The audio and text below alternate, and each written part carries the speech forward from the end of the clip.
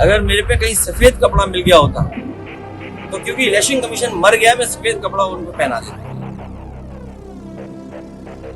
जब कोई पुरुष व्यक्ति मर जाता है तो उसका अंतिम संस्कार सफेद कपड़े में किया जाता है, सफेद कफन में किया जाता है। सबसे पहली प्राथमिकता है इस देश की लोकतांत्रिक व्यवस्था की हर नागरिक की निष्पक्ष चुनाव हो, और समाजवादी पार्टी के एजेंटों को डरा कर धमका कर खदेड़ने का काम कर रहा है। इस लोकतांत्रिक व्यवस्था में इससे ज्यादा निंदा और भत्सना करने का सही तरीका क्या हो सकता है? 11 बजे के बाद धीरे धीरे करते करते पूरा जो है कि जिलाधिकारी 22-24 गाड़ियों के जत्थे के साथ जाते हैं और हर बूथ पर 2-2 लोगों को उतारते हुए एजेंट विरोध करता रहे, उस एजेंट को पुलिस से उठवा दिया जाए और पीठासीन अधिकारी स्वयं वोट डालने लगे, तो ऐसे आयोग को भारतीय जनता पार्टी के रिमोट कंट्रोल से संचालित होकर जहां जो मिल गया, बाहर का भी मिल गया, उनको पर्चियां दी गई और कहा गया कि जाकर के भारतीय जनता पार्टी को वोट दो। वो लोग अगर 500 शिकायतों पे उनके कान पे जू न रहेंगे। डर पैदा करके प्रशासन के माध्यम से सपा के एजेंटों को भगाने का काम किया गया। कफन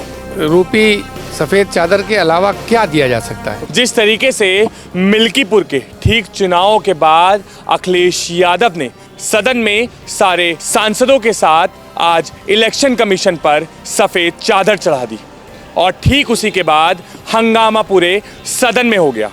इस वक्त हम समाजवादी पार्टी कार्यालय में मौजूद हैं और हमारे साथ हैं समाजवादी पार्टी के लौटर राम जी। क्या लगता है कि क्या कहीं ना कहीं मिल्कीपुर की पहले से ही उनको ये हार सता रही, इस वजह से उन्होंने इलेक्शन कमीशन पर सफेद चादर चढ़ा दी? देखो, हम 1993 का भी चुनाव देखे हैं, जब टीएन शेषन जैसा ईमानदार मुख्य निर्वाचन आयुक्त थे तो डीएम लोग थर थर कांप रहे थे। किसी की एक वोट गलत डालने की हिम्मत नहीं थी। एक व्यक्ति जो है अपने निर्णय और ईमानदारी से, निष्पक्षता से जो है पूरे देश में जो है निष्पक्षता पूर्वक चुनाव करा करके एक इतिहास बनाने का काम किया था। और आज के जो निर्वाचन आयुक्त हैं, तमाम शिकायतें समाजवादी पार्टी की तरफ से दी गई कि मिल्कीपुर में जो है वहाँ प्रशासनिक अमला, पुलिस प्रशासन जो है भारतीय जनता पार्टी के इशारे पर जो है बूथ पर कैप्चरिंग करने का और समाजवादी पार्टी के एजेंटों को डरा कर धमका कर खदेड़ने का काम कर रहा है। 11 बजे तक तो वहाँ पर ठीक तरीके से मतदान चल रहा था मिल्कीपुर में, लेकिन 11 बजे के बाद धीरे धीरे करते करते पूरा जो है कि जिलाधिकारी 22-24 गाड़ियों के जत्थे के साथ जाते हैं और हर बूथ पर 2-2 लोगों को उतारते हुए और तमाम अगल बगल मिल्कीपुर विधानसभा के बाहर के लोगों को लाया गया था और चिन्हित कर लिया गया था कि कौन जो है कि समाजवादी पार्टी का वोटर है।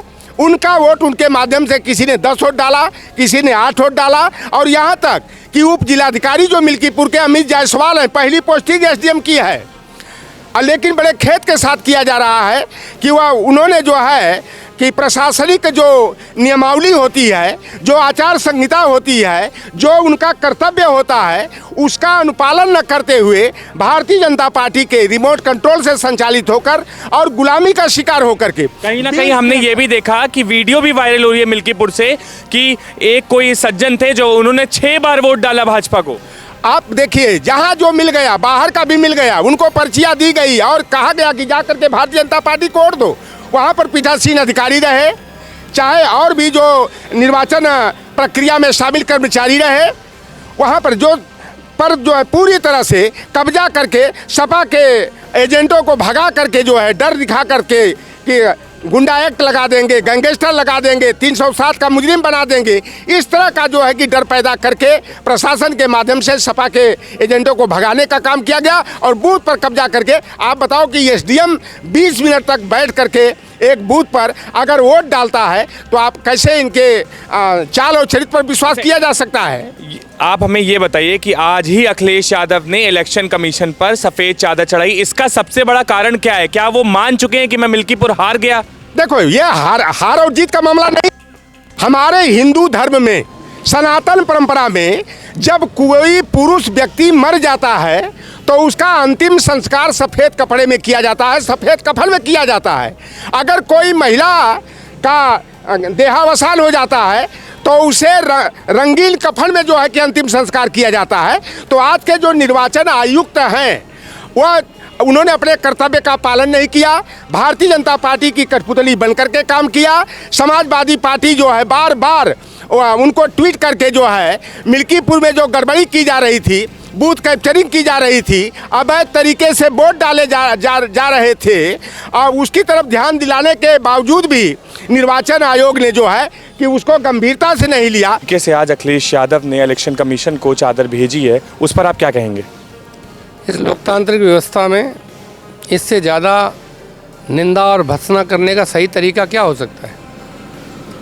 जो कर्मचारी राज्य सरकार के अंडर में काम करते हैं, जो अधिकारी सरकार के अंडर में काम करते हैं, जब उनसे शिकायत की जाती है, फ़ोन किया जाता है, तो वो कार्रवाई करने का आश्वासन देते हैं, सरकार के डर से करते नहीं हैं। और जो आयोग भारतीय संविधान के हिसाब से स्वतंत्र संस्था है, निष्पक्ष चुनाव कराना जिसकी जिम्मेदारी है, इस आयोग के जो पदाधिकारी हैं, चाहे मुख्य चुनाव आयुक्त हों, चाहे दूसरे चुनाव आयुक्त हों, उनको तमाम तरह की इम्यूनिटी, तमाम तरह की सुरक्षा इस दृष्टिकोण से मिली है कि उन्हें सरकार के सामने झुकना न पड़े।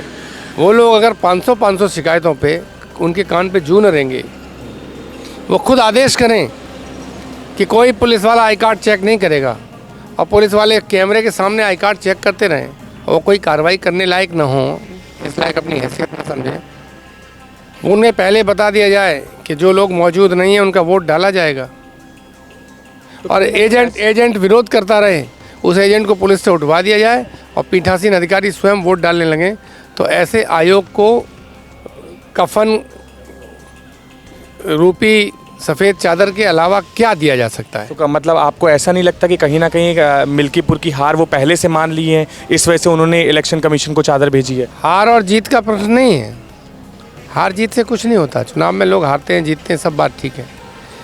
जब कोई बात एडवांस में शिकायत की जा रही है, मान लो आज हम 25,000 से जीतने वाले थे, 5,000 से जीत जाएं, या हम 5,000 से हार जाएं, 10,000 से हार जाएं, वो विषय नहीं है। चुनाव परिणाम हम नहीं बता रहे हैं। सबसे पहली प्राथमिकता है इस देश की लोकतांत्रिक व्यवस्था की हर नागरिक की निष्पक्ष चुनाव हो। पूरा लोकतंत्र जनमत के आधार पे है।